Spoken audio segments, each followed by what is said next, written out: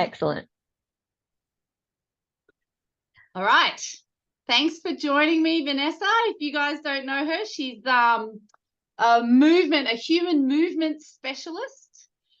You've got a gym, haven't you? And a podcast, and she's like a jack of all trades and an energizer bunny. And just recently, that incredible energy and multifaceted business has made a lot of sense because you've been diagnosed. You're one of these women with ADHD in this current influx. Yes. So can you tell us about how this all happened for you? I just want to say, like, you saying that and then following it by ADHD. And then when I realized that's what I had, I was like, oh, oh, right. That makes so much more sense now. Yeah, so I've had a few clients over the years who've had ADHD, but they were all men. And they were all medicated. So in terms of their symptoms, it didn't really come into play. And, like we know in society, ADHD in women wasn't a thing. And I am hyperactive, always been hyperactive, but I've channeled my hyperactivity into movement since I was a child. Like, I was dancing when I was 2 years old and I haven't stopped. Like, it's just continued throughout my entire life. So I think, and I've always played multiple sports, not just one. Like, I've always had lots of things on the go. And I'm 99% sure my mother has ADHD, although she hasn't gotten diagnosed, because that's her.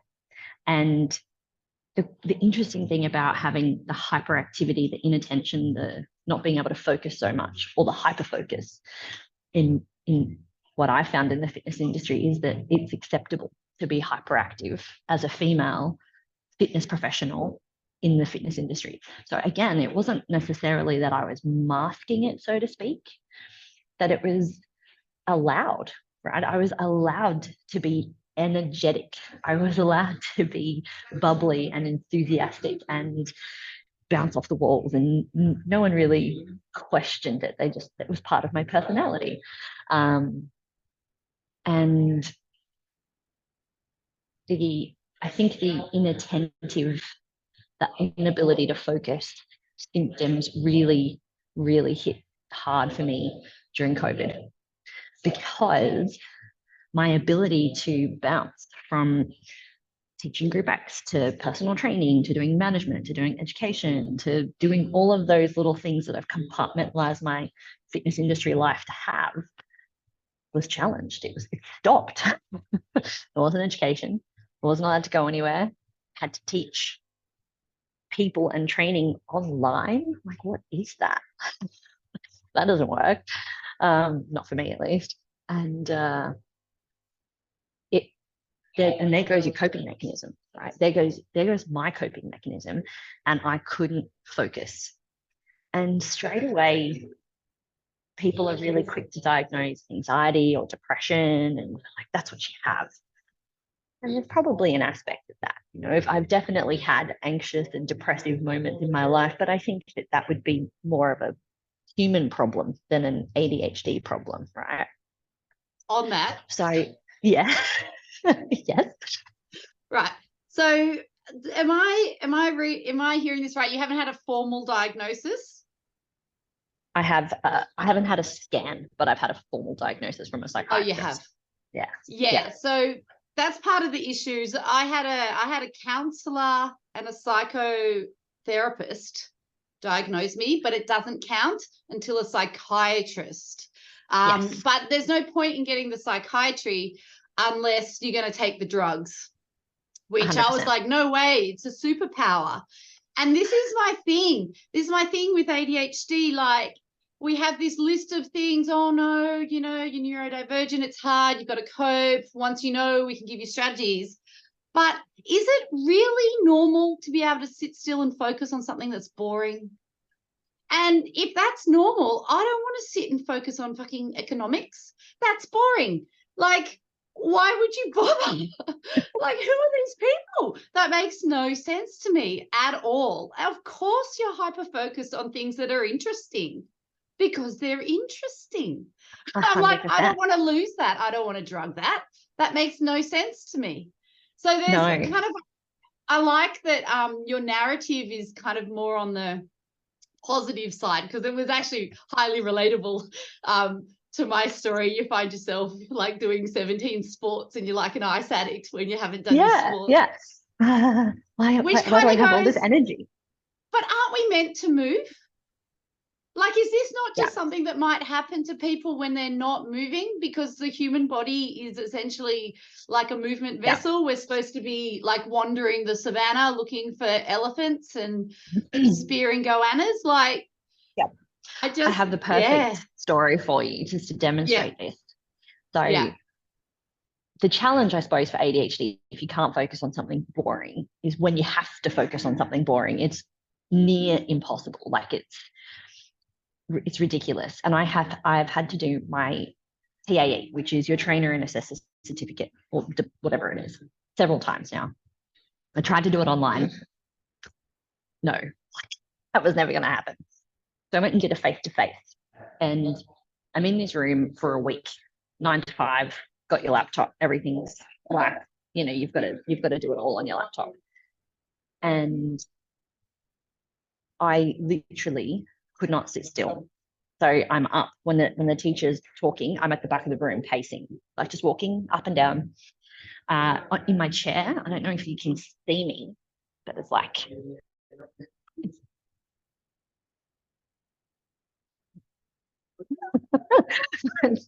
that's literally like how it's going to be for the next 20 minutes. And then when I can channel my focus by creating a challenge for myself, what I did was, because they were going at absolute bloody snail's pace through each of these assignments, I challenged myself to do 3 assignments, 3 of the same assignments at once, because you had to do homework, right? And they were the same thing, but just different case studies. The teacher would be talking about one case study. I'd do the case study, and then while she was helping everyone else who was going at snail's pace, I'm like furiously going for it, like doing these other case studies and like challenging myself to get it all done in the time that everyone was doing one. And that was my superpower for the week. I literally finished all of my coursework, this boring as batshit course, in a week, and it took everyone like months afterwards to finish it. But I knew that if I didn't do it then, there'd be no way that I was going to be doing it at home. And I think that the strategies that come into play, like you said, you have. I didn't know I had ADHD then. I just knew that I wasn't going to be able to concentrate. And that's when you can employ a strategy to your strength, because you have to get through something that's boring and batshit. Yeah. So yeah. But well, my experience and the girls I've talked to is that we learn very fast, like scary fast. And I thought I was just really smart, which, I mean, I get good marks because I can learn quickly and I can remember stats, and you only have to tell me something once, I've got it, I'm out. But that's actually a learned behavior as well, because you can't concentrate. You have to get it in. Otherwise, you're not passing school. Yep. And then you go do sport and blow off all that steam. Yeah. Yeah. And so like can you tell me what the women, formal? Yeah, go on. Tell me. Finish. I was Finish going to you. say all the women that I found to have ADHD, like even my clients now, my diagnosis was led from one of my clients who's later in life ADHD diagnosis. So she started talking about it, and then I was like, that makes so much sense. So like that kind of helped me through there. But she's the same, super smart. Like perfectionism seems to be a problem, like a huge problem. And that was a major cause of stress and anxiety for me very, very early on in my life. And like major high achiever. Like I want to be, and like I have this need to be the best or really, really good at like everything that I do. And which sometimes comes across as competitiveness, but it's not even necessarily competitiveness. It's just, I don't want to be bad at things. That's what it is. Yeah. It's really interesting that in studies on people with ADHD, so I have to assume they're mostly men, but they have lower levels of dopamine. And you get that dopamine hit from ticking a thing off your to-do list, touch, movement, and obviously winning, achieving. So I think there's probably a grain of truth in, maybe you're not competitive per se, but you'd be addicted, or you would need that scent, like that bit of dopamine hit when you get somewhere, when you achieve something, you know, like 100%. But super exciting, because like one of the best ways of getting dopamine is like touch, relationships, exercise, which is kind of what you're doing when you're personal training. So if you talk about some of your clients, did you change your approach when you knew they were ADHD, or did it just sort of come because we change everything for them? For anyone? Yeah. Well, the interesting thing, the people who I train with ADHD aren't movement people, in terms of the fact that I think that they got pushed away from the movement side of things younger in age. So movement is hard for them now. Like it becomes a chore. And I think that is really challenging for people with ADHD, because if it's not something that you like, right, you're not going to pay attention to it. So like, you know, people don't like exercise, but they still can kind of get through it. But your ADHD person has that next level of like, nah, not going to do anything outside of what you tell me to do. So creating strategies and programs and things like that. Like the people who I train with ADHD, they don't have a program because it doesn't work. And the sessions that I do with them are never the same, because that's boring. Like they need the novelty, they need the dopamine, but they also need success. They need to see that they're getting better at something. They need to see that they're progressing. So how do you progress someone who doesn't want to do the same thing again and again? That's the challenge with ADHD. And you can do it. It's possible, but you have to be a really creative thinker with your programming and the way that you move people. And I'm very tactile.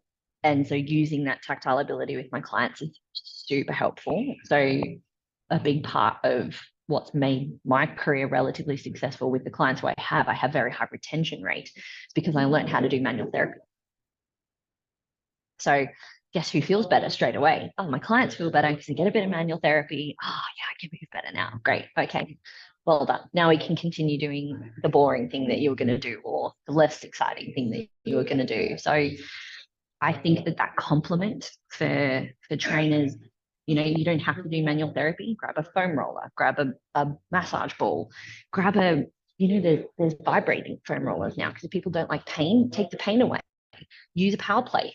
All of those things create dopamine. They get movement into the body with you actually not having to move them. So it gives them a strategy of pleasure that helps to draw them into exercise if they're not exercising.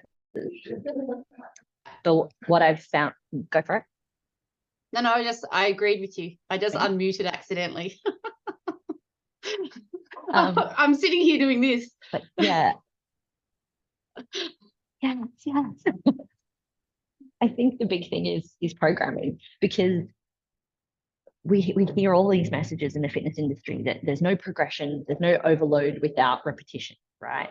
And I want to challenge that, because personally speaking, I don't ever do the same session twice, because I hate it. Like I absolutely hate it. And so if I'm not going to do the same session twice, why would you give me a program like that? It's just silly, because the only measure of results 9 times out of 10 for people who aren't doing performance is consistency, getting them to do something, right? Anything. It doesn't have to be the same thing. And I think letting go of that idea of that regimented progressive overload, they have to do a squat this way, they have to do a bench that way. You need to let go of that with with people and let them explore what they like first, because the only way you're going to keep them training with you is by giving them something that they're really going to like. Yeah, I was a very systematic trainer. I was that person. And what I found was you can actually do both. So I can train a deadlift 100 different ways just by tweaking whether they use a bar, dumbbells, sandbags, cables, stagger the feet, rotate them in, rotate them out, put the weight on the back, like you can do a deadlift. But I used to give people a certificate every year with a little chart on how their weights went. Yeah. That's so cool. Yeah, it was really cool. The leg press was always like off the charts. And then the little arm exercises were like me. But that was part of, I felt good when I got a certificate showing improvement. So I gave it to my clients. So even if you are that sort of systematic, I don't want to say rigid because it sounds negative and I don't mean it in a negative way, but if you're a systematic trainer, unlike Vanessa, who's like, then this is the interesting part. Possible. Yeah. Well, the funny thing is that this is part of my superpower is I see the systems to create variability. Yeah. And it's exactly like you said, because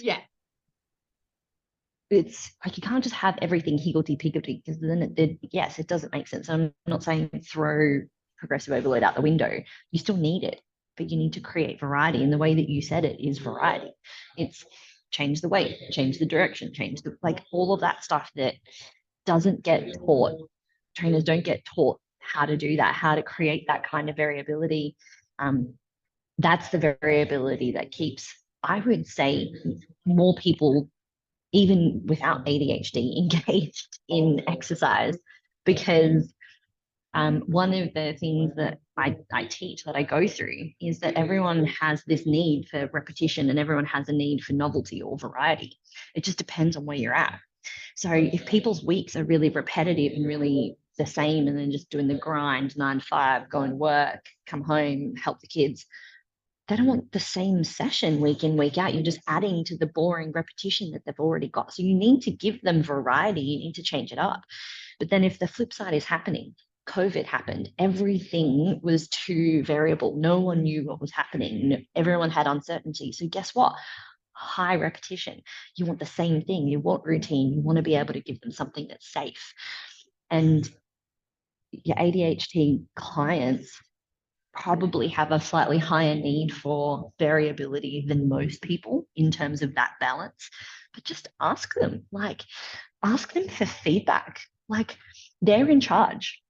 They're the ones paying you money. So if they don't like what you're doing, ask for feedback and change it. And give them something that they're going to like. Give them progression that they need. Give them, what they're looking for. And that's your job.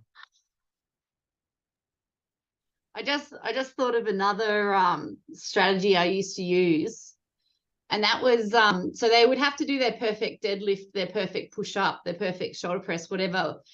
But I wouldn't tell them.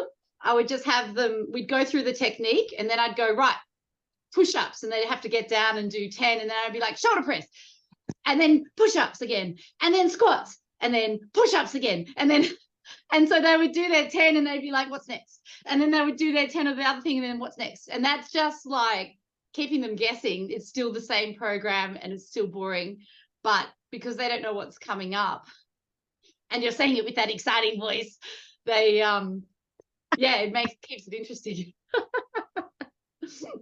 See, I don't understand why you don't want to be ADHD. It's fucking, that's to me, this sounds normal.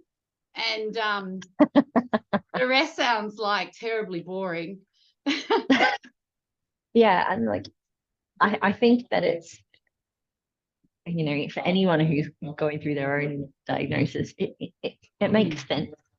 When you look back at certain stages of your life, the miserable fail portion of my life was me trying to get through doing a research thesis for my honors that I got a scholarship for, because high achiever, finished top two of a university degree, got a scholarship to do this batshit boring thesis, research thesis on athletes that meant nothing. It had no purpose. I got a third of the way through and literally had a mental breakdown, like literally. And then, you know, 15 years later, I'm like, yeah, like I was forcing myself to sit still, do something that I hated because I viewed it as an important / necessary step when it wasn't at all. But back then the world was crashing down. Your perfectionism, the, you know, I'm not good enough, all of those things come into your head and you're like, that's the worst thing ever. But you look back on it now and you're like, no, that was just my body was telling me, don't do this. It doesn't like this. So, last question. Do you feel that getting the diagnosis has helped you, or has the label impacted you in a different way? What has labeling it meant to you? Initially, it was validation, I think, of having, you know, therapists or psychologists say that you're anxious or you're depressed, and you knowing kind of deep down that that's not the crux of the issue. That's not what I'm experiencing. So that, I think, is validating in its own aspect. The label, I think, is dangerous. It's a slippery slope because it's it doesn't mean that it's a free for all. Like, your ADHD absolves you of all responsibility of all the shitty things that you do with your impulsivity. No. No.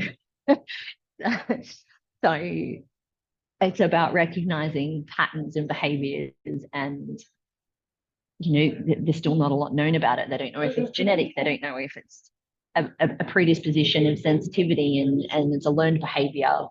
Is it the trauma response? I have no idea what it is, or is it all of the above, you know, right? So, but it doesn't mean that you can't grow as a person to shape who you want to be through it. And I don't think that, like, I think it's easy sometimes to be like, oh, that's just my ADHD. Be like, well, no, that was a shitty thing to do, or no, I should probably pay attention, or whatever it might be, right?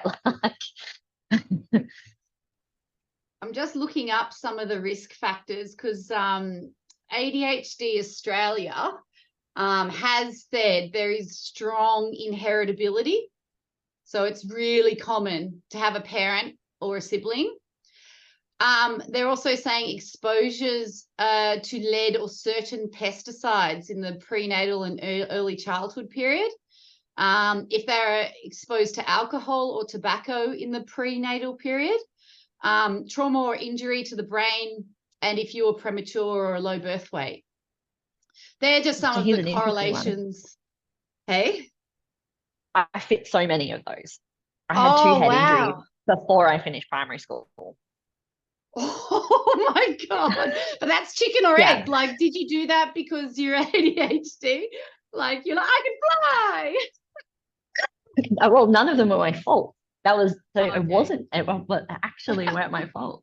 But it's like, when you start to go back over the risk factors, you're like, oh, that's interesting. But like, regardless of that, I think in terms of just the ability to understand that there's more research going into it. There's other people who have similar factors and similar things. And now you can go to somewhere and look at a book and be like, oh, this might, it's like, help me understand a little bit more, because I'm consistently curious and I always will be. So, like, learning about it has been useful and it's helpful, but it also helps, like, relationships. It's like, I've been with my partner for 8 years, and I go back to when we had a lot of trouble in that 18-month, 2-year mark. I'm like, oh, I get it. I get, like, I know why I was reacting that way. So that means that I can then learn to do a sit right with my clients. If I don't write down an appointment straight away, it's gone. It's not there anymore, right? It's forgotten. If, you know, they don't, like, I'll remember the most amazing detail or I won't remember it all. Like it's Mm. literally one or the other. And they'll be like, how Mm. did you remember that tiny little thing, minute little thing? But then like I won't remember their husband's name or something. I can't remember the random thing, or that they wanted to change their training session from Monday to Tuesday. Like I just won't remember. So ADHD is helpful because it helps me understand how I can make that better for myself and for my clients, because those forgetful moments look like you're disorganized and they look like that you don't care and they look bad as in terms of a professional sense. But it's a challenge. So that's when it's a little bit useful. I can kind of say, I've found out I've got this ADHD diagnosis. I'm looking at ways to kind of figure out what's better for me thanks to your patients. It allows for compassion. Yeah. Yeah. I had an argument with my husband not that long ago, a few weeks ago, and I was standing there working so hard at listening and concentrating, and he got to the end of what he had to say, and I was like, I'm going to need you to start again and just give me one thing at a time, or I need a pen and paper so I can write it down, because I'm like, I can't. You go, what are we talking about again? One thing at a time. Yeah, but that was the same thing. I was like, I understand why I need this now. And it's not his fault. Like there might have been a time where I was like, you throw hundreds of things at me, and it's actually my processing.